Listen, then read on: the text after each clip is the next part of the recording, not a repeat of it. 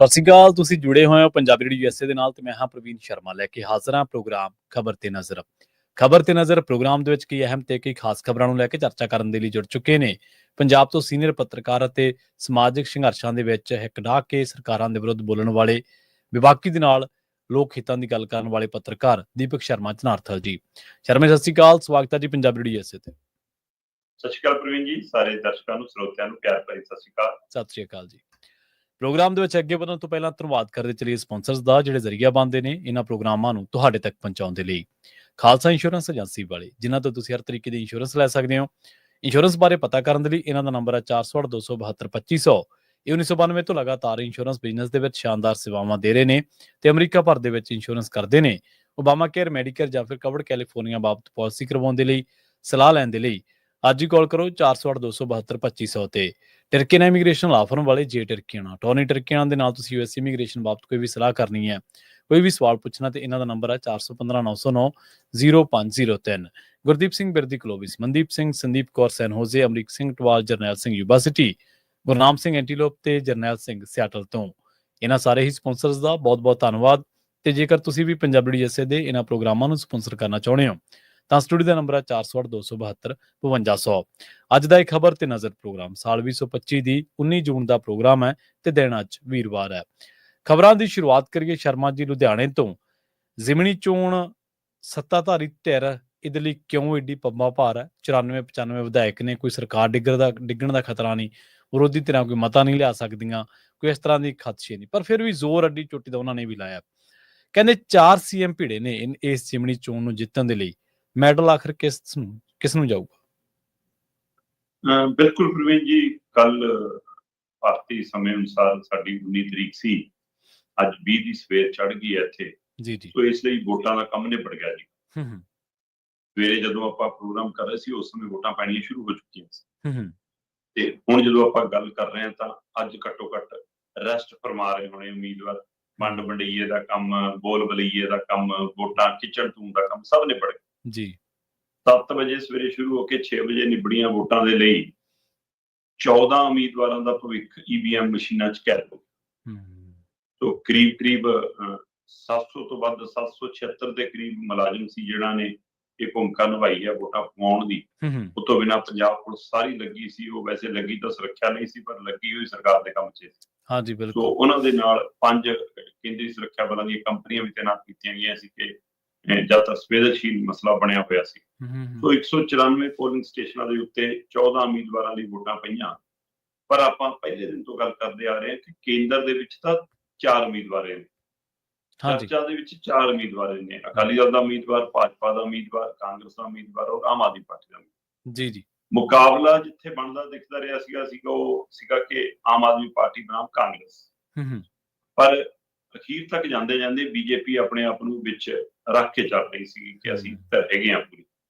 ਸੋ ਉਹਨਾਂ ਨੇ ਉਵੇਂ ਰੋਲ ਵੀ ਨਿਭਾਉਣ ਦੀ ਕੋਸ਼ਿਸ਼ ਕੀਤੀ ਆ।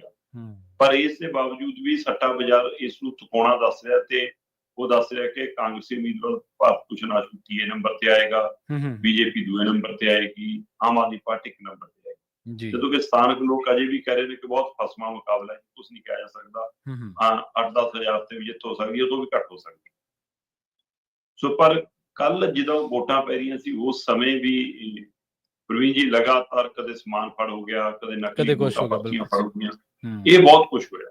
ਸੋ ਇਹਦਾ ਮਤਲਬ ਕਿ ਤੁਹਾਡੀ ਗੱਲ ਦਰੁਸਤ ਹੈ ਕਿ ਜ਼ਿਮਨੀ ਚੋਣ ਜਿੱਤਣ ਲਈ ਇੰਨੀ ਜੱਦੋ-ਜਹਿਦ ਸ਼ਾਇਦ ਪਹਿਲਾਂ ਕਿਤੇ ਨਾ ਦਿਖੀ ਹੋਵੇ ਜਿੰਨੀ ਇੱਥੇ ਦਿਖ ਰਹੀ ਸੀ। ਜਦੋਂ ਕਿ ਇਹਦੇ ਨਾਲ ਕੋਈ ਸਰਕਾਰ ਦੇ ਉੱਤੇ ਰੱਤਾ ਅਸਰ ਨਹੀਂ, ਨਾ ਡਿੱਗਣੀ ਆ ਨਾ ਬਚਣੀ ਹੈ ਜੀ। ਬਿਲਕੁਲ, ਉਹ ਜਿਸ ਸਥਿਤੀ 'ਚ ਉਸੇ ਸਥਿਤੀ 'ਚ ਰਹਿਣੀ ਹੈ। ਵਿਰੋਧੀ ਧਿਰ ਦੀ ਭੂਮਿਕਾ 'ਚ ਕੋਈ ਫਰਕ ਨਹੀਂ ਹੋਣਾ। ਪਰ ਸਾਰੇ ਇਸ ਨੂੰ 2027 ਦੇਖ ਕੇ ਚੱਲ ਰਹੇ ਨੇ ਕਿ ਇਹਦੇ ਵਿੱਚੋਂ 2027 ਤੇ ਪੰਜਾਬ ਦਾ ਸੁਨੇਹਾ ਜਾਣਾ। ਜੇ ਸੱਤਾਧਾਰੀ ਜਿੱਤ ਗਈ ਤਾਂ ਉਹ ਦੇਖੋ ਜੀ ਲੋਕ ਅਜੇ ਵੀ ਸਾਡੇ ਨਾਲ ਨੇ। ਜੇ ਵਿਰੋਧੀ ਧਿਰ ਜਿੱਤ ਗਈ ਉਹ ਦੇਖੋ ਜੀ ਲੋਕ ਤਾਂ ਹੁਣ ਇਹਨਾਂ ਤੋਂ ਉਕਤਾ ਗਏ। ਜੇ ਤੀਜੀ ਧਿਰ ਜਿੱਤ ਗਈ ਜਿਹੜੀ ਦਿੱਲੀ ਵਾਲੀ ਸਰਕਾਰ ਰਾਜ ਕਰਦੀ ਹੈ ਤੇ ਉਹਨਾਂ ਨੇ ਕਹਿਣਾ ਦੇਖੋ ਜੀ ਪੰਜਾਬ ਤਾਂ ਸਾਡੇ ਨਾਲ ਆ ਗਿਆ। ਤੇ ਜੇ ਚੌਥਾ ਪਰਉਪਕਾਰ ਦੇ ਉੱਤੇ ਪਰਉਪਕਾਰ ਹੋ ਜਾਵੇ ਤੇ ਉਹ ਤਾਂ ਕਹਿਣਗੇ ਦੇਖੋ ਜੀ ਕਿ ਅਸੀਂ ਪਹਿਲੇ ਕਹਿ ਰਹੇ ਸੀ ਵਾਪਸੀ ਅਸੀਂ ਕਰ ਰਹੇ ਹਾਂ, ਸਰਕਾਰ ਸਾਡੀ ਆ ਜਾਣੀ। ਸੋ ਇਸ ਲਈ ਚਾਰੇ ਧਿਰਾਂ ਕਿਤੇ ਨਾ ਕਿਤੇ ਆਪਣੀ ਹੋਂਦ ਬਚਾਉਣ ਲਈ ਲੜ ਰਹੀਆਂ। ਪਰ ਪਲੱਸ ਇੰਨਾ ਹੀ ਸੀਗਾ ਕਿ ਕੇਜਰੀਵਾਲ 2 ਚੀਜ਼ਾਂ ਬਚਾਉਣ ਲਈ ਲੜ ਰਹੇ ਨੇ। ਉਹ ਆਪਣੀ ਸੀਟ ਬਚਾਉਣ ਲਈ, ਆਪਣੀ ਥਾਂ ਲੱਭਣ ਲਈ ਲੜ ਰਹੇ ਨੇ ਕਿ ਰਾਜ ਸਭਾ ਵੀ ਸਾਡੀ ਬਚੀ ਰਹਿ ਜਾਵੇ, ਜੇ MLA-ਸ਼ਿਪ ਆਉਂਦੀ ਆ ਤਾਂ ਰਾਜ ਸਭਾ ਆਉਂਦੀ ਆ। ਸੋ ਇਸ ਲਈ ਇਹ ਜਦੋਜਹਿਦ ਹੁੰਦੀ ਸੀ। ਹਾਂ, ਨਹੀਂ ਤਾਂ ਜਿਮਨੀ ਚੋਣ ਨਾਲ ਜੇ ਕੋਈ ਇਹੋ ਜਿਹਾ ਅਸਰ ਰਸੂਖ ਨਹੀਂ ਪੈਣਾ, ਫਿਰ 4-4 CM, 4-4 ਸਾਬਕਾ CM, 3-3, 4-4 ਡਿਪਟੀ CM, ਹੈ ਨਾ, 11-11 ਮੈਂਬਰ ਪਾਰਲੀਮੈਂਟ, 2-2, 3-3 ਕੇਂਦਰੀ ਮੰਤਰੀ, ਇਹਨਾਂ ਕੁ ਚੁੱਕਣ ਦੀ ਲੋੜ ਨਾ ਪੈਂਦੀ। ਸਹੀ ਹੈ ਜੀ। 11 ਤੋਂ ਵੱਧ ਮੈਂਬਰ ਪਾਰਲੀਮੈਂਟ ਨੇ, ਮੌਜੂਦਾ ਮੈਂਬਰ ਪਾਰਲੀਮੈਂਟ ਨੇ ਚੋਣ ਪ੍ਰਚਾਰ ਕੀਤਾ। ਠੀਕ ਆ। ਇਸ ਚੋਣ ਦੇ ਵਿੱਚ ਤੁਸੀਂ ਇਹ ਹਿਸਾਬ ਕਰ ਲਓ, ਅਨੁਰਾਗ ਠਾਕਰ, ਰਵਨੀਤ ਬਿੱਟੂ ਵਰਗੇ ਕੇਂਦਰੀ ਮੰਤਰੀ, ਬਿੱਟੂ ਤਾਂ ਜਦੋਂ ਲੋਕਲ ਆ ਗਏ ਕਹਿਣਗੇ ਇੱਥੇ ਹੀ ਰਿਹਾ ਉਹਦਾ, ਅਨੁਰਾਗ ਠਾਕਰ ਵੀ, ਹੋਰ ਵੀ ਇੱਕ ਦੋ ਆਏ ਹੋਣੇ, ਉਸ ਦਾ ਮੇਰੇ ਨਾਮ ਧਿਆਨ ਚ ਨਾ ਹੋਵੇ, ਹੈ ਨਾ। ਉਹ ਫਿਰ ਤੁਸੀਂ ਹਿਸਾਬ ਲਾ ਲਓ ਕਿ ਡਿਪਟੀ CM ਦੇ ਵਿੱਚੋਂ ਚਾਹੇ ਸੁਖਜਿੰਦਰ ਰੰਧਾਵਾ ਦੀ ਤਣਾਤਣੀ ਚੱਲਦੀ ਆ, ਨਾਰਾਜ਼ਗੀ ਚੱਲਦੀ ਆ, ਪਰ ਉਹਦੇ ਬਾਵਜੂਦ ਵੀ ਉਹ ਇੱਕ ਦੋ ਗੇੜੇ ਕੱਢ ਗਿਆ, ਚਾਹੇ ਉੱਥੇ ਭਾਰਤ ਨੂੰ ਮਿਲਿਆ ਜਾਂ ਨਹੀਂ ਮਿਲਿਆ। ਅਖੀਰਲੇ ਦਿਨ ਆਮ ਆਦਮੀ ਪਾਰਟੀ ਦੀ ਰੋਡ ਸ਼ੋਅ ਮਨੀਸ਼ ਸਿਸੋਦੀਆ ਨੇ ਕੀਤਾ, ਸਾਬਕਾ ਡਿਪਟੀ CM ਰਿਹਾ ਹੋਵੇ, ਹੈ ਨਾ। ਇਸੇ ਤਰ੍ਹਾਂ ਸੁਖਬੀਰ ਸਿੰਘ ਬਾਦਲ ਖਾਸੇ ਸਰਗਰਮ ਹੋਏ ਨੇ, ਸਾਬਕਾ ਡਿਪਟੀ CM ਰਹੇ ਨੇ, ਤੇ ਪਾਰਟੀ ਪ੍ਰਧਾਨ ਦੇ ਨਾਤੇ ਵੀ ਸੁਖਬੀਰ ਬਾਦਲ ਨੇ ਵੀ, ਸੁਨੀਲ ਜਾਖੜ ਨੇ ਵੀ, ਤੇ ਇਸੇ ਤਰ੍ਹਾਂ ਅਮਨ ਅਰੋੜੇ ਨੇ ਵੀ, ਚਲੋ ਰਾਜਾ ਵੜਿੰਗ ਵੀ ਹੁਣ ਪਤਾ ਨਹੀਂ ਕਿੱਧਰ ਤੁਲਿਆ ਕਿੱਧਰ ਭੁਗਤਿਆ, ਤੇ ਪਰ ਆਇਆ ਜ਼ਰੂਰ ਇੱਕ ਦੋ। ਸੋ ਇਸ ਲਈ ਪਾਰਟੀਆਂ ਦੇ ਪ੍ਰਧਾਨ ਵੀ ਪੂਰੇ ਸਰਗਰਮ ਰਹੇ। ਤੇ ਜਿੱਥੋਂ ਤੱਕ ਮਤਲਬ ਕਿ ਸਾਬਕਾ 4 ਮੁੱਖ ਮੰਤਰੀਆਂ ਦੀ ਗੱਲ ਮੈਂ ਕਰਾਂ, ਤਾਂ ਜਿਹਨੇ ਉੱਥੇ ਪੱਕੇ ਡੇਰੇ ਲਾ ਕੇ ਰੱਖੇ, ਕਾਂਗਰਸੀ ਉਮੀਦਵਾਰ ਭਾਰਤ ਭੂਸ਼ਣ ਆਸ਼ੂ ਦੀ ਲੜਾਈ ਆਪਣੀ ਲੜਾਈ ਸਮਝ ਕੇ ਲੜਿਆ, ਉਹ ਹੈ ਚਰਨਜੀਤ ਸਿੰਘ ਚੰਨੀ। ਠੀਕ ਹੈ। ਬੇਸ਼ੱਕ ਰਾਣਾ ਗੁਰਜੀਤ ਇੰਚਾਰਜ ਸੀ, ਪ੍ਰਗਟ ਸਿੰਘ ਪੱਕਾ ਨਾਲ ਸੀ, ਪਰ ਚੰਨੀ ਨੇ ਕੋਈ ਪਲ ਨਹੀਂ ਛੱਡਿਆ, ਪੂਰੀ ਲੜਾਈ ਆਪਣੇ ਦਮ ਤੇ ਲੜੀ ਆ। ਹੁਣ ਉਹਦਾ ਨਤੀਜਾ ਕੀ ਆਉਂਦਾ ਇਹ ਤਾਂ ਹੁਣ 23 ਨੂੰ ਪਤਾ ਲੱਗੂਗਾ। ਇਸੇ ਤਰ੍ਹਾਂ ਅਰਵਿੰਦ ਕੇਜਰੀਵਾਲ ਸਾਬਕਾ CM ਦਿੱਲੀ, ਉਹ ਤਾਂ ਫਿਰ ਲੜਾਈ ਉਹ ਆਪਣੇ ਲਈ ਲੜ ਰਹੀ ਸੀ, ਇਸ ਲਈ ਉਹਨਾਂ ਦਾ ਲਾਉਣਾ ਹੀ ਲਾਉਣਾ ਸੀ ਡੇਰਾ ਇੱਥੇ, ਉਹ ਤਾਂ ਲਗਭਗ ਰਹੇ ਹੀ ਨੇ। ਸੋ ਇਸੇ ਤਰ੍ਹਾਂ ਆਪਸੀ ਵੀ ਫਿਰ ਨਾਲ ਗੇੜਾ ਗੂੜਾ ਮਾਰ ਗਈ। ਫਿਰ ਭੁਪੇਸ਼ ਬਘੇਲ ਜਿਹੜੇ ਇੰਚਾਰਜ ਨੇ ਕਾਂਗਰਸ ਦੇ, ਉਹ ਵੀ ਸਾਬਕਾ ਮੁੱਖ ਮੰਤਰੀ ਰਹੇ ਨੇ। ਸੋ 4-4 ਸਾਬਕਾ ਮੁੱਖ ਮੰਤਰੀ, ਚਲੋ ਇੱਥੇ ਤੱਕ ਵੀ ਸਮਝ ਆਉਂਦਾ। ਪਰ ਮੌਜੂਦਾ 4-4 ਮੁੱਖ ਮੰਤਰੀ, ਭਗਵੰਤ ਮਾਨ ਅਖੀਰਲੇ 3 ਦਿਨ ਨਜ਼ਰ ਨਹੀਂ ਆਏ, ਇਹਨੂੰ ਲੈ ਕੇ ਚਰਚਾਵਾਂ ਖੂਬ ਨੇ। ਠੀਕ ਆ। ਪਰ ਸ਼ੁਰੂਆਤ ਤਾਂ ਓਪਨਿੰਗ ਬੈਟਿੰਗ ਪੂਰੀ ਕੀਤੀ ਆ ਦੱਬ ਕੇ ਉਹਨਾਂ ਨੇ। ਸੋ ਇਸ ਲਈ ਮੁੱਖ ਮੰਤਰੀ ਭਗਵੰਤ ਮਾਨ, ਫਿਰ ਹਿਮਾਚਲ ਦੇ ਮੁੱਖ ਮੰਤਰੀ ਸੁੱਖੂ, ਫਿਰ ਹਰਿਆਣੇ ਦੇ ਮੁੱਖ ਮੰਤਰੀ ਨਾਇਬ ਸੈਣੀ, ਫਿਰ ਦਿੱਲੀ ਦੇ ਮੁੱਖ ਮੰਤਰੀ ਰੇਖਾ ਗੁਪਤਾ। ਠੀਕ ਆ। 4-4 ਮੌਜੂਦਾ ਮੁੱਖ ਮੰਤਰੀਆਂ ਨੇ ਇੱਥੇ ਮੋਰਚਾ ਸੰਭਾਲੀ ਰੱਖਿਆ। ਤੋ ਬਿਲਕੁਲ ਜੀ, ਜਿੰਨੀ ਮਿਹਨਤ ਕੀਤੀ, ਹੁਣ ਦੇਖਦੇ ਹਾਂ ਫਲ ਕਿਹਨੂੰ ਮਿਲਦਾ, ਮੈਡਲ ਕਿਹਨੂੰ ਮਿਲਦਾ, ਨਤੀਜਾ ਕਿਹਦੇ ਹੱਥ ਚ ਆਉਂਦਾ, ਮਿਹਨਤ ਕਿਹਦੀ ਫਲਦੀ, ਇਹ 23 ਤਰੀਕ ਨੂੰ ਲੱਗ ਜੂਗਾ ਜੀ ਪਤਾ। ਜੀ ਬਿਲਕੁਲ। ਤੇ ਉਧਰ ਦੂਜੇ ਪਾਸੇ ਚਰਚਾ ਇਹ ਵੀ ਚੱਲ ਪਈ ਹੈ ਵੀ CM ਯੋਗਸ਼ਾਲਾ ਦੇ ਵਿੱਚ ਨਾ ਤਾਂ ਮਾਨ ਪਹੁੰਚਿਆ ਤੇ ਨਾ ਹੀ ਕੇਜਰੀਵਾਲ। ਇਹਨਾਂ ਦੇ ਦੋਵਾਂ ਦੇ ਨਾ ਪਹੁੰਚਣ ਦਾ ਕਾਰਨ ਸ਼ਰਮਾ ਜੀ? ਪ੍ਰਵੀਨ ਜੀ, ਆਪਾਂ ਕਿੰਨੀ ਵਾਰ ਗੱਲ ਕੀਤੀ ਹੈ ਕਿ ਕੇਜਰੀਵਾਲ ਤੇ ਭਗਵੰਤ ਮਾਨ ਦੀ ਜੋੜੀ ਤਾਂ ਹੁਣ ਸੱਗੀ ਨਾਲ ਪਰਾਂਦਾ ਹੈ। ਸੱਗੀ ਕੌਣ ਪਰਾਂਦਾ ਕੌਣ ਲਾਈ ਜਾਓ ਹਿਸਾਬ ਕਿਤਾਬ। ਪਰ ਯੋਗਸ਼ਾਲਾ ਰੱਖੀ ਸੀ CM ਦੇ ਨਾਮ ਤੇ। ਠੀਕ ਹੈ ਜੀ। ਪਹਿਲਾਂ ਤਾਂ ਉਹਦੀ ਹਵਾ ਨਿਕਲੀ ਪੂਰੀ। ਮਤਲਬ ਜਿਹੜੇ ਇਲਾਕੇ ਨੂੰ, ਮੰਨ ਲਓ ਨਕੋਦਰ ਇਲਾਕੇ ਨੂੰ ਹਦਾਇਤ ਹੋ ਗਈ ਕਿ ਤੁਹਾਡੇ 100 ਬੰਦੇ ਆਉਣੇ, ਉੱਥੇ ਬੱਸ ਭੇਜੀ ਇੱਕ। ਤੇ ਹੁਣ ਦੱਸੋ, ਇੱਕ ਬੱਸ ਚ ਇਹੀ ਜਿਹੀ ਗਰਮੀ ਚ ਨੌਨ AC ਚ 100 ਬੰਦਾ ਕਿਵੇਂ ਚੜ ਕੇ ਆ ਜਾਓ, ਉਹ ਚ ਵੀ ਜਨਾਨੀਆਂ ਦੇ ਬੰਦੇ ਹੋਣ।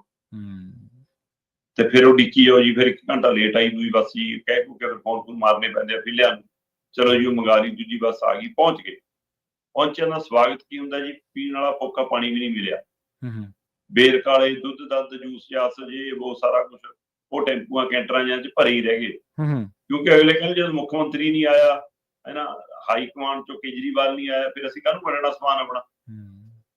ਅਗਲੇ ਨੇ ਸਮਾਨ ਹੀ ਨਹੀਂ ਵੰਡਿਆ, ਲੋਕਾਂ ਨੂੰ ਉਹ ਤਾਂ ਕੀ ਮਿਲਣਾ ਸੀ, ਪਾਣੀ ਤੱਕ ਨਹੀਂ ਮਿਲਿਆ। ਫਿਰ ਕਰਨ ਗਏ ਸੀ ਯੋਗਸ਼ਾਲਾ ਚ ਯੋਗਾ, ਤੇ ਯੋਗਾ ਕਰਾ ਰਹੀ ਸੀ LED, ਮਤਲਬ LED ਇੰਨੀਆਂ ਪੁੱਠੀਆਂ ਥਾਵਾਂ ਤੇ ਲਾਈ ਸੀ, ਲੋਕਾਂ ਨੂੰ LED ਦੇ ਦੇਖਣ ਦੇ ਲਈ ਉਹ ਗਰਦਨ ਮੋੜਨੀ ਪੈ ਜਾਂਦੀ ਸੀ।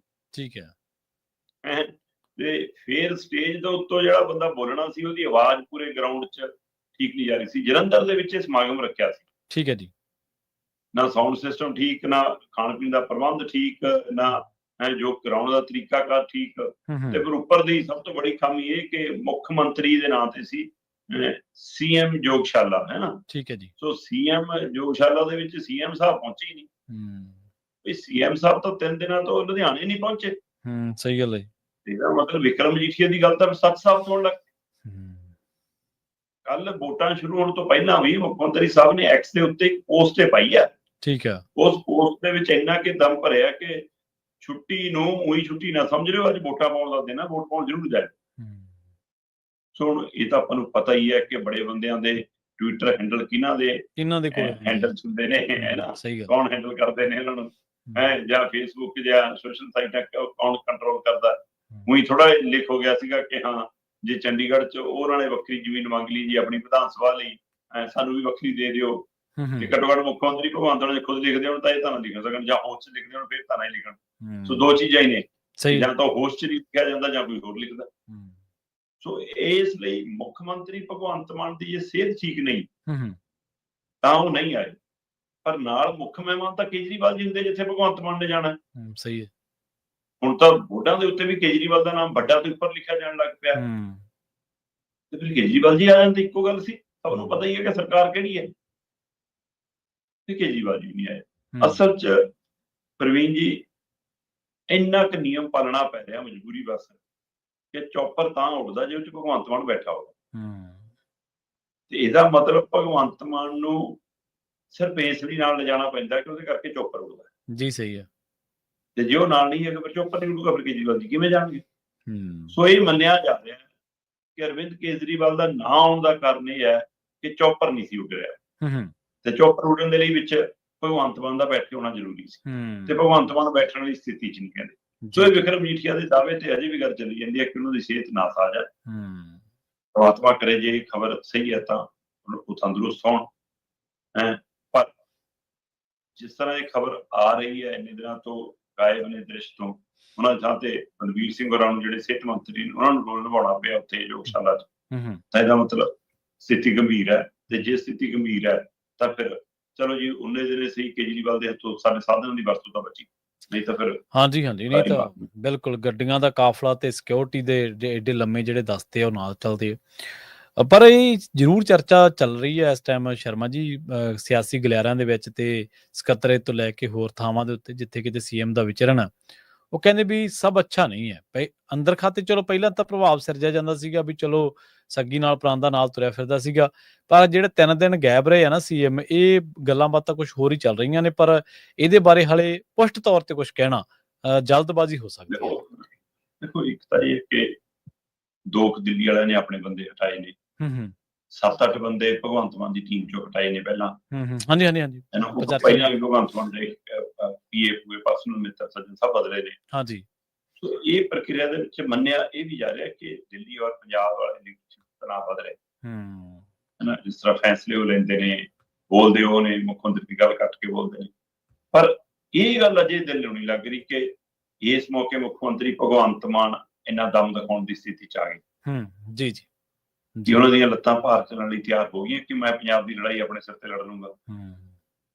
ਸੋ ਇਸ ਪੋਜੀਸ਼ਨ 'ਚੋਂ ਲੱਗਦੇ ਜੀ ਇਹ ਦਮ ਦਿਖਾ ਦੇਣਗੇ ਇਸ ਮੌਕੇ, ਕਿਉਂਕਿ ਜਿਹਦੇ ਲਈ ਸਿਰਫ ਤੇ ਸਿਰਫ ਕੁਰਸੀ ਹੋਵੇ ਉਹਦੇ ਲਈ ਫਿਰ ਮਤਲਬ ਜ਼ਮੀਰ ਨਾਂ ਦੀ ਚੀਜ਼ ਲੱਭਦੀ ਨਹੀਂ। ਸੋ ਇਹ ਸੰਭਾਵਨਾ ਘੱਟ ਹੈ, ਪਰ ਫਿਰ ਵੀ ਚਰਚੇ ਨੇ ਕਿ ਸਿਆਸੀ ਬਿਮਾਰੀ ਵੀ ਹੋ ਸਕਦੀ। ਹਾਂਜੀ ਬਿਲਕੁਲ, ਤੇ ਜੇ ਇਹ ਕਹਿੰਦੇ ਨੇ ਵੀ ਤੁਸੀਂ ਪੰਜਾਬ ਦੇ ਮਾਮਲਿਆਂ 'ਚ ਟੰਗ ਨਾ ਅੜਾਓ, ਤੇ ਫਿਰ ਤਾਂ ਜਿਹੜਾ ਖਹਿਰੇ ਵਾਲਾ ਖੇਮਾ ਉਹ ਕਹੂਗਾ ਵੀ ਇਸ ਤਾਂ ਤੁਹਾਨੂੰ ਕਈ ਸਾਲ ਪਹਿਲਾਂ ਹੀ ਕਹਿਤਾ ਸੀ ਵੀ ਖੁਦ ਮੁਖਤਿਆਰੀ ਲੈ ਲਓ, ਹੁਣ ਕਦੋਂ ਮੰਗਦੇ ਖੁਦ ਮੁਖਤਿਆਰੀ? ਹੁਣ ਲੱਗੇ ਰਹੋ ਉਹਨਾਂ ਦੇ ਨਾਲ ਜਿਵੇਂ ਲੱਗੇ ਆ ਜੀ।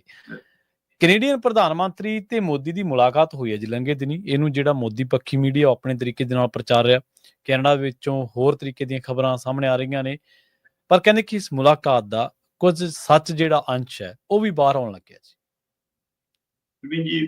ਸਭ ਤੋਂ ਪਹਿਲਾਂ ਜਦੋਂ ਮਾਰਕ ਕਾਰਨੀ ਦੀ ਔਰ ਪ੍ਰਧਾਨ ਨਰਿੰਦਰ ਮੋਦੀ ਦੀ G7 ਸਮਿਟ ਦੇ ਬਾਅਦ ਮੁਲਾਕਾਤ ਹੁੰਦੀ ਹੈ, ਹਾਂਜੀ, ਤੇ ਉਸ ਮੁਲਾਕਾਤ ਦੇ ਵਿੱਚ ਉਹ ਸਾਰੂ ਖਬਰ ਨਿਕਲਦੀ ਹੈ ਕਿ ਦੋਵੇਂ ਮੁਲਕ ਰਿਸ਼ਤਾ ਬਹਾਲ ਕਰਨ ਲਈ ਤਿਆਰ ਨੇ, ਹੈ ਨਾ, ਆਪਣੇ ਉਹ ਪੁਰਾਣੇ ਰੁਤਬੇ, ਪੁਰਾਣਾ ਉਹ ਸਾਰਾ ਕੁਝ, ਉਹਦੀ ਬਹਾਲੀ ਦੀ ਅਸਾਰ ਬਣ ਗਏ ਨੇ ਜੀ ਕਿ ਹਾਂਜੀ ਸਾਡਾ ਡਿਪਲੋਮੈਟ ਬਹਾਲ ਹੋ ਜਾਣਗੇ, ਹੈ ਨਾ, ਸਾਰੇ ਹਾਈ ਕਮਿਸ਼ਨਰ ਬਾਹਰ ਹੋ ਜਾਏਗਾ, ਸਾਰਾ ਕੁਝ ਸਿਸਟਮ ਉਵੇਂ ਹੋ ਜਾਏਗਾ ਪਹਿਲਾਂ ਮੰਗ।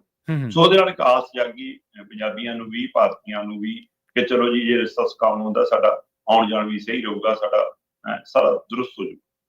ਪਰ ਫਿਰ ਪਰਤਾਂ ਖੁੱਲਣ ਲੱਗੀਆਂ ਇਸ ਵੱਲ ਨਾਲ ਕਿ ਭਾਰਤੀ ਮੀਡੀਆ ਨੇ ਇੱਕ ਨੈਰੇਟਿਵ ਸਾਹਮਣੇ ਰੱਖਣਾ ਸ਼ੁਰੂ ਕੀਤਾ ਕਿ ਹੁਣ ਕੈਨੇਡੀਅਨ ਧਰਤੀ ਖਾਲਿਸਤਾਨੀ ਨਹੀਂ ਵਰਤ ਸਕਣਗੇ, ਹੈ ਨਾ। ਮੋਦੀ ਜੀ ਨੇ ਸਖਤ ਕਹਿਤਾ ਕਿ ਭਾਰਤ ਉੱਥੇ ਕੈਨੇਡਾ ਦੇ ਪ੍ਰਧਾਨ ਮੰਤਰੀ ਨੇ ਗੱਲ ਮੰਨ ਲਈ। ਇਹ ਗੱਲ ਦਰੁਸਤ ਹੈ ਕਿ ਦੋਵਾਂ ਦੀ ਮੁਲਾਕਾਤ ਦੇ ਵਿੱਚ ਇਹ ਗੱਲ ਹੋਈ ਹੈ ਕਿ ਜੀ ਇੱਥੇ ਕੈਨੇਡਾ ਦੀ ਧਰਤੀ ਤੋਂ ਫੰਡ ਰੇਂਜ ਹੁੰਦਾ ਹੈ ਜੀ, ਹੈ ਨਾ, ਇੱਥੇ ਬੈਠ ਕੇ ਜੀ ਯੋਜਨਾਵਾਂ ਘੜੀਆਂ ਜਾਂਦੀਆਂ ਨੇ ਜੀ ਉਹਨਾਂ ਗਰੁੱਪਾਂ ਨੂੰ, ਹੈ ਨਾ, ਮਤਲਬ ਕਿ ਇਹ ਕੁਝ ਕਰਨ ਤੋਂ ਰੋਕਣ ਦੇ ਲਈ ਆਪਾਂ ਕਿਸ ਯੋਜਨਾ ਤੇ ਕੰਮ ਕਰਾਂਗੇ। ਹਾਂਜੀ, ਤੋਂ ਕਿ ਭਾਰਤ ਵਿਰੋਧੀ ਯੋਜਨਾਵਾਂ ਜਿਹੜੀ ਘੜੀ ਨੂੰ ਤੇ ਕੰਮ ਕਰਾਂਗੇ। ਇਹ ਇੱਥੇ ਇਹ ਗੱਲ ਨੂੰ ਇੱਧਰ ਰਾਸ਼ਟਰੀ ਮੀਡੀਆ ਸਾਡਾ ਇੱਕ ਪਾਸੜ ਕਰਕੇ ਬਿਆਨ ਕਰਦਾ। ਫਿਰ ਉਧਰ ਕੈਨੇਡਾ ਦੇ ਵਿੱਚ ਉੱਥੋਂ ਦੀ ਏਜੰਸੀਆਂ ਨੇ ਕੀ ਕਿਹਾ ਕਿ ਆਹ ਗੱਲਾਂ ਤੋਂ ਜੋ ਹੈਗੀਆਂ ਨੇ ਉਹਦੇ ਉੱਤੇ ਕੰਮ ਕਰ ਲਿਓ ਮਿਲ ਕੇ, ਪਰ ਜੇ ਤੁਸੀਂ ਕਹੋ ਕਿ ਭਾਰਤ ਦੀ ਦਖਲ ਹੋ ਜੂਗੀ ਇੱਥੇ ਆ ਕੇ ਕੈਨੇਡਾ ਦੇ ਵਿੱਚ, ਉਹ ਨਹੀਂ ਹੋ ਸਕਦਾ, ਹੈ ਨਾ, ਉਹ ਸਾਨੂੰ ਮਨਜ਼ੂਰ ਨਹੀਂ ਗੀ। ਦਖਲ ਨਹੀਂ ਅਸੀਂ ਮਤਲਬ ਹੁਣ ਦੇਣਾ। ਸਪਸ਼ਟ ਹੈ ਨਾ, ਜਿਹੜੇ ਅਮਰੀਕਾ ਦੇ ਟਰੰਪ ਮੂਹਰੇ ਅੜ ਗਏ, ਠੀਕ ਹੈ ਨਾ, ਉਹ ਇੰਨੀ ਛੇਤੀ ਤੁਹਾਡੀ ਇਹ ਵੀ ਨਹੀਂ ਚੱਲਣ ਲੱਗੇ। ਸੋ ਮੈਂ ਤਾਂ ਹੀ ਪਹਿਲੇ ਦਿਨ ਵੀ ਕਹਿੰਦੇ ਰਹੇ ਕਿ ਮਾਰਕ ਕਾਰਨੀ ਟਰੂਡੋ ਤਾਂ ਨਹੀਂ ਹੈਗੇ, ਪਰ ਉਹ ਹੰਡੇ ਵਰਤੇ ਬਹੁਤ ਹੈਗੇ। ਤੋ ਇਸ ਲਈ ਉਹਨਾਂ ਨੇ ਇੱਕ ਤਰੀਕੇ ਨਾਲ ਇਹ ਆਪਣੇ ਨਾਗਰਿਕਾਂ ਨੂੰ ਵੀ ਸੁਨੇਹਾ ਦੇ ਲਿਆ ਜੀ ਜੀ, ਤੇ ਇੱਧਰੋਂ ਜਿਹੜਾ ਰਾਹ ਖੁੱਲਦਾ ਆਮਦਨ ਆਉਣ ਦਾ, ਪੈਸੇ ਆਉਣ ਦਾ, ਉਹ ਰਾਹ ਵੀ ਖੁੱਲਾ ਰੱਖ ਲਿਆ।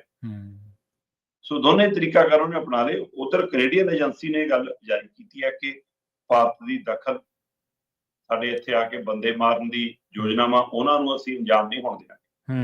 ਸੋ ਇਹ ਕਿਉਂਕਿ ਸਾਰਿਆਂ ਨੂੰ ਪਤਾ ਹੈ ਕਿ ਨਿੱਜੀ ਕਤਲकांड ਤੋਂ ਬਾਅਦ ਇਹ ਤਣਾਅ ਸਾਰਾ ਪੈਦਾ ਹੋਇਆ ਸੀ। ਜੀ ਜੀ। ਸੋ ਉਸ ਹਵਾਲੇ ਨਾਲ ਉਹਨਾਂ ਦਾ ਮੀਡੀਆ ਨੂੰ ਏਜੰਸੀਆਂ ਇਹ ਖਬਰ ਜਾਰੀ ਕਰ ਰਹੀਆਂ ਨੇ ਤੇ ਇੱਧਰ ਸੋ ਕਾਲਡ ਸਾਡਾ ਰਾਸ਼ਟਰੀ ਮੀਡੀਆ ਸਿਰਫ ਇੱਕ ਪਾਸਾ। ਹਰ ਸਿੱਕੇ ਦੇ ਦੋ ਪਹਿਲੂ ਹੁੰਦੇ ਨੇ, ਦੂਆ ਪਹਿਲੂ ਕਿਉਂ ਲੁਕਾਇਆ ਜਾਂਦਾ ਉਹ ਵੀ ਦੱਸ ਦੋ ਨਾਲ। ਸਹੀ ਹੈ ਜੀ। ਤੋ ਇਸ ਲਈ ਅੱਧੀ ਖਬਰ ਇਹ ਸੱਚ ਹੁਣ ਲਗਭਗ ਸਾਹਮਣੇ ਆ ਗਿਆ। ਇਹੀ ਨਹੀਂ, ਇੱਕ ਹੋਰ ਖਬਰ ਨਿਕਲ ਕੇ ਆਈ ਇਸ ਸਭ ਦੇ ਦਰਮਿਆਨ। ਕੈਨੇਡਾ ਦੇ ਬ੍ਰਿਟਿਸ਼ ਕੋਲੰਬੀਆ ਦੇ ਪ੍ਰੀਮੀਅਰ, ਸਭ ਤੋਂ ਮਤਲਬ ਮਜ਼ਬੂਤ ਸਟੇਟਾਂ ਚੋਂ ਇੱਕ ਸਟੇਟ ਮੰਨੀ ਜਾਂਦੀ ਆ ਬ੍ਰਿਟਿਸ਼ ਕੋਲੰਬੀਆ, ਉੱਥੋਂ ਦੇ ਪ੍ਰੀਮੀਅਰ ਨੇ ਆਪਣੇ ਪ੍ਰਧਾਨ ਮੰਤਰੀ ਨੂੰ ਲਿਖਿਆ ਕਿ ਵੀ ਜਿਹੜਾ ਲਾਰੈਂਸ ਬਿਸ਼ਨੋਈ ਗੈਂਗ ਹੈ ਉਹਦੇ ਕਈ ਗੁਰਗੇ ਇੱਥੇ ਆ ਕੇ ਰਹਿ ਰਹੇ ਨੇ, ਇੱਥੇ ਆ ਕੇ ਹਾਲਾਤ ਖਰਾਬ ਕਰਦੇ ਨੇ, ਇਸ ਲਈ ਉਹਨਾਂ ਨੂੰ ਅੱਤਵਾਦੀ ਗਰੁੱਪ ਐਲਾਨਿਆ ਜਾਵੇ। ਹਾਂਜੀ। ਸੋ ਇਹ ਮੰਗ ਇੱਕ ਹੋਰ ਸੁਨੇਹਾ ਵੀ ਨਾਲ ਦੇ ਰਹੀ ਹੈ ਕਿ ਅੱਜ ਬ੍ਰਿਟਿਸ਼ ਕੋਲੰਬੀਆ ਨੇ ਮੰਗ ਕੀਤੀ ਹੈ, ਕੱਲ ਨੂੰ ਹੋਰ ਮੰਗਣਗੇ, ਕਿਉਂਕਿ ਇਹ ਅਧਿਕਾਰ ਉੱਥੇ ਮੁਲਕ ਦੀ ਸਰਕਾਰ ਨੂੰ ਹੈ। ਇਸ ਲਈ ਪ੍ਰੀਮੀਅਰ ਨੇ, ਜਿਨ੍ਹਾਂ ਨੂੰ ਆਪਾਂ ਜਿਵੇਂ ਆਪਣੇ ਮੁੱਖ ਮੰਤਰੀ ਹੁੰਦੇ ਨੇ ਉਸ ਪੱਧਰ ਤੇ, ਉਹਨਾਂ ਨੇ ਉਵੇਂ ਲਿਖਿਆ। ਜੇ ਇਹ ਹੋ ਜਾਂਦਾ, ਕਿਉਂਕਿ ਕੈਨੇਡਾ ਦੇ ਵਿੱਚ ਇੱਕ ਗੱਲ ਤਾਂ ਕਾਫੀ ਵਧੀ ਦੇਖੀ ਜਾ ਰਹੀ ਹੈ ਨਾ, ਉਰੇ ਤੋਂ ਲੋਕ ਕਿਉਂ ਭੱਜਦੇ ਸੀ, ਆਪਣੀ ਜਾਨ ਤੇ ਖਤਰੇ ਦੀਆਂ ਚਿੱਠੀਆਂ ਲੈ ਲੈ ਕੇ ਵੀ ਜਾਂਦੇ ਸੀ ਦੂਜੇ ਮੁਲਕਾਂ ਨੂੰ ਕਿ ਦੇਖੋ ਜੀ ਸਾਨੂੰ ਇੱਥੇ ਖਤਰਾ। ਹੁਣ ਉੱਥੇ ਗਲੀ ਮੁਹੱਲੇ 'ਚ ਗੋਲੀਆਂ ਚੱਲ ਜਾਂਦੀਆਂ, ਘਰ ਦੇ ਮੂਹਰੇ ਫਾਇਰਿੰਗ ਹੋ ਜਾਂਦੀ ਹੈ, ਸਾਰਾ ਕੁਝ ਹੋ ਰਿਹਾ ਤੇ ਜੀ ਇਹ ਤਾਂ ਮਤਲਬ ਕਿ ਗੈਂਗਸਟਰ ਉੱਥੇ ਜਾ ਕੇ ਸ਼ਰਨ ਲੈ ਰਹੇ ਨੇ। ਸੋ ਗੈਂਗਸਟਰ ਬਾਹਰ ਦੇ ਹਵਾਲੇ ਨਾਲ ਜੇ ਬ੍ਰਿਟਿਸ਼ ਕੋਲੰਬੀਆ ਲਿਖ ਰਿਹਾ ਤੇ ਕੱਲ ਨੂੰ ਹੋਰ ਸੂਬੇ ਵੀ ਲਿਖ ਦਿੰਦੇ ਨੇ, ਤਾਂ ਮੈਨੂੰ ਤਾਂ ਕੈਨੇਡਾ 'ਚ ਇਹੀ ਰੋਕ ਵੀ ਲੱਗਣ। ਤੇ ਕੀ ਇਹ ਰੋਕ, ਕੀ ਇਹ ਗਰੁੱਪ ਸਿਰਫ ਲਾਰੈਂਸ ਬਿਸ਼ਨੋਈ ਦੇ ਗੈਂਗ ਤੱਕ ਹੀ ਸੀਮਿਤ ਰਹਿੰਦਾ ਜਾਂ ਹੋਰ ਵੀ ਇਹਦੇ ਇਹ ਤੋਂ ਅੱਗੇ ਵੱਧ ਕੇ ਹੋਰ ਤਰ੍ਹਾਂ ਦੇ ਉੱਤੇ ਵੀ ਨਕੇਲ ਪੈਂਦੀ ਹੈ, ਇਹ ਵੀ ਚਰਚਾ ਨਾਲ ਤੁਰ ਪਈ ਹੈ।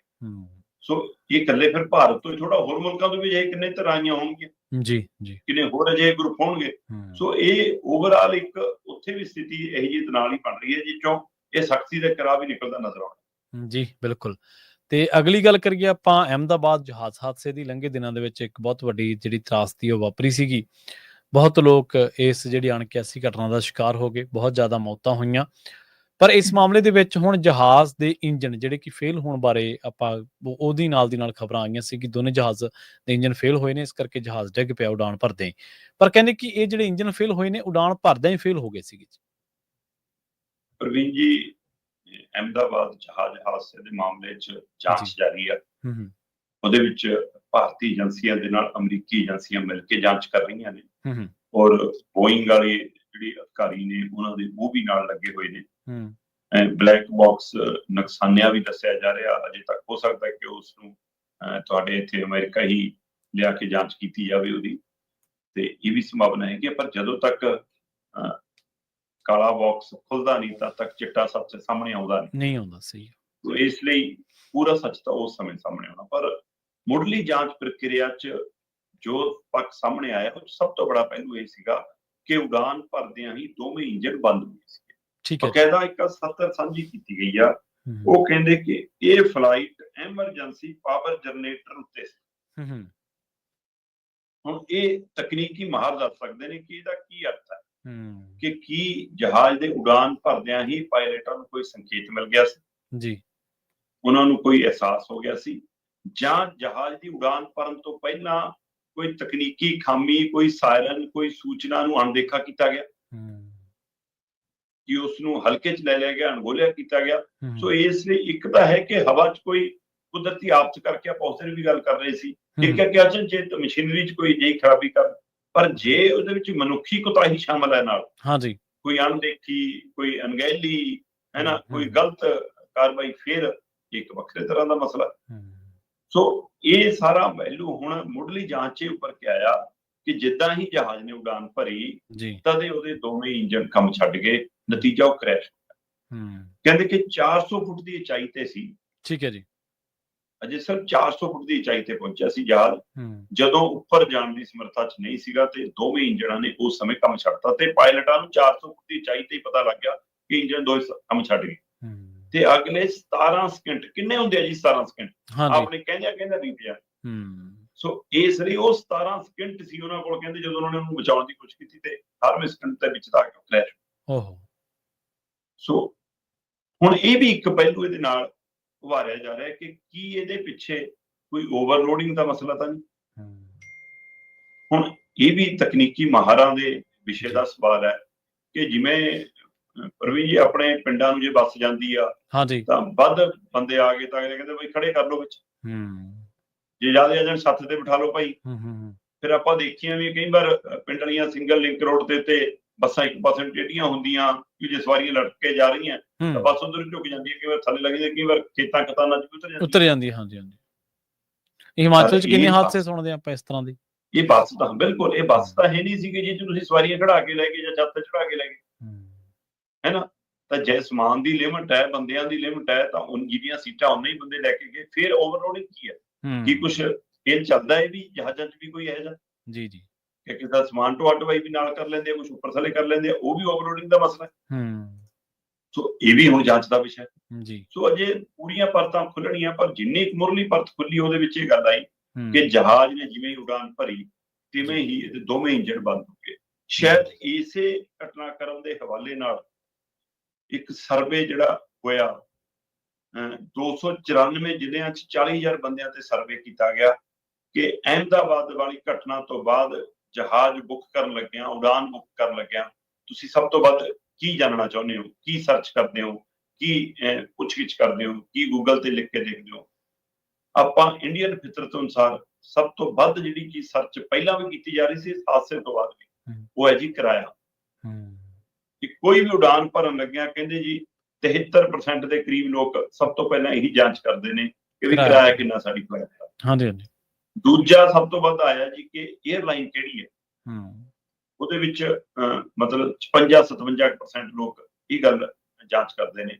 ਇਸੇ ਤਰ੍ਹਾਂ 56% ਲੋਕਾਂ ਨੇ ਇਸ ਤੋਂ ਬਾਅਦ ਇਹ ਮੰਗ ਵੀ ਕੀਤੀ ਸਰਵੇ ਦੇ ਵਿੱਚ ਕਿ ਜਦੋਂ ਤੱਕ ਪੂਰਾ ਸੱਚ ਨਹੀਂ ਆ ਜਾਂਦਾ ਅਹਿਮਦਾਬਾਦ ਘਟਨਾ ਦਾ, ਉਨੇ ਸਮੇਂ ਤੱਕ ਬੋਇੰਗ ਜਹਾਜ਼ਾਂ ਨੂੰ ਹਟਾ ਦਿੱਤਾ ਜਾਵੇ, ਉਡਾਨਾਂ ਚੋਂ ਬਾਹਰ ਕਰ ਦਿੱਤਾ ਜਾਵੇ। ਪਰ ਇੰਡੀਅਨ 에ਅਰਲਾਈਨ ਦੇ ਜਹਾਜ਼ ਲਗਾਤਾਰ, ਬੇਸ਼ੱਕ ਉਹਨੇ ਤੈਅ ਕੀਤਾ ਕਿ ਆਵਾਂਗੇ ਤਾਂ ਕਿ ਉਹਦੀ ਤਕਨੀਕੀ ਜਾਂਚ ਹੋ ਸਕੇ, ਸਮਾਂ ਮਿਲ ਸਕੇ, ਪਰ 12 ਜੂਨ ਨੂੰ ਇਹ ਹਾਦਸਾ ਵਾਪਰਦਾ। 17 ਜੂਨ ਤੱਕ ਮੈਂ ਦੇਖ ਰਿਹਾ ਸੀ 66 ਉਡਾਨਾਂ ਰੱਦ ਕਰਨੀਆਂ ਪਈਆਂ, ਕੈਂਸਲ ਕਰਨੀਆਂ ਪਈਆਂ। 12 ਜੂਨ ਤੋਂ 17 ਜੂਨ ਤੱਕ 66 ਉਡਾਨਾਂ ਤੇ ਕੋਈ ਮੋੜ ਕੇ ਲਿਆਉਣੀ ਪਈ, ਕੋਈ ਉਡਣ ਤੋਂ ਪਹਿਲਾਂ ਹੀ ਰੱਦ ਕਰਨੀ ਪਈ, ਸਵਾਰੀਆਂ ਚੜਾ ਕੇ ਤਾਰਨੀਆਂ ਪਈਆਂ। ਇਹ ਕਾਰਨ ਸਾਰੇ ਆਪਣੇ ਸਵਾਲ ਪੈਦਾ ਕਰ ਰਹੇ ਨੇ। ਫਿਰ ਇਹਦੇ ਵਿੱਚ ਸਭ ਤੋਂ ਵੱਡਾ ਜਿਹੜਾ ਪਹਿਲੂ ਨਵਾਂ ਉੱਭਰਿਆ, ਜਿਹੜਾ ਕਦੇ ਨਹੀਂ ਸਰਵੇ ਹੁੰਦਾ, ਮਤਲਬ ਜਿਹੜਾ ਕਦੇ ਨਹੀਂ ਸਰਚ ਹੁੰਦਾ ਸੀ, ਉਹ ਇਹਨਾਂ 40,000 ਬੰਦਿਆਂ 'ਚ ਇਹ ਵੀ ਗੱਲ ਆਈ ਕਿ 46% ਲੋਕ ਉਹ ਨਿਕਲੇ ਜਿਨ੍ਹਾਂ ਨੇ ਇਹ ਜਾਂਚ ਕਰਨੀ ਸ਼ੁਰੂ ਕੀਤੀ ਕਿ ਜਿਹੜੀ ਅਸੀਂ ਬੁਕਿੰਗ ਕਰ ਰਹੇ ਹਾਂ, ਜਿਹੜੀ ਅਸੀਂ ਜਹਾਜ਼ 에ਅਰਲਾਈਨ ਦੀ ਵਰਤੋਂ ਕਰਨ ਜਾ ਰਹੇ ਹਾਂ, ਜਿਹੜੇ ਜਹਾਜ਼ 'ਚ ਸਫ਼ਰ ਕਰ ਰਹੇ ਹਾਂ, ਜਹਾਜ਼ ਕਿੰਨਾ ਪੁਰਾਣਾ ਹੈ, ਕਿਸ ਸਥਿਤੀ 'ਚ ਹੈ। ਇਹ ਨਵਾਂ ਸਰਚ ਸ਼ੁਰੂ ਹੋਇਆ ਕਹਿੰਦੇ, ਜਿਹਦੀ ਪਹਿਲਾਂ ਕਦੇ ਇੰਨੀ ਬਹੁਤ ਘੱਟ ਹੁੰਦੀ ਸੀ ਕਿ ਲੋਕ ਇਹ ਜਾਂਚਦੇ ਹੋਣ ਕਿ ਜਹਾਜ਼ ਦੀ ਸਥਿਤੀ ਕੀ ਹੈ, ਕਿੰਨਾ ਪੁਰਾਣਾ ਹੈ, ਕਦੋਂ ਦੇ ਉਹਦਾ ਬਣਿਆ, ਕਦੇ ਰਿਪੇਅਰ ਕੀ ਹੋਈ ਹੈ। ਇਹ ਲੱਭੇ ਉਹਨਾਂ ਨੂੰ ਜਾਂਚ ਜਾਂ ਨਾ ਲੱਭੇ, ਪਰ ਉਹ ਇਹਦੀ ਕੋਸ਼ਿਸ਼ ਕਰ ਰਹੇ ਨੇ, ਹੁਣ ਸਰਚ ਮਾਰ ਰਹੇ ਨੇ ਚੀਜ਼ਾਂ। 46% ਦੇ ਕਰੀਬ ਅਜਿਹੇ ਲੋਕ ਵੀ ਆਏ ਨੇ। ਸੋ ਇਸ ਲਈ ਲੋਕਾਂ ਦਾ ਫਿਕਰ ਤਾਂ ਵੱਧ ਹੈ ਜੀ। ਜੀ ਬਿਲਕੁਲ ਜੀ।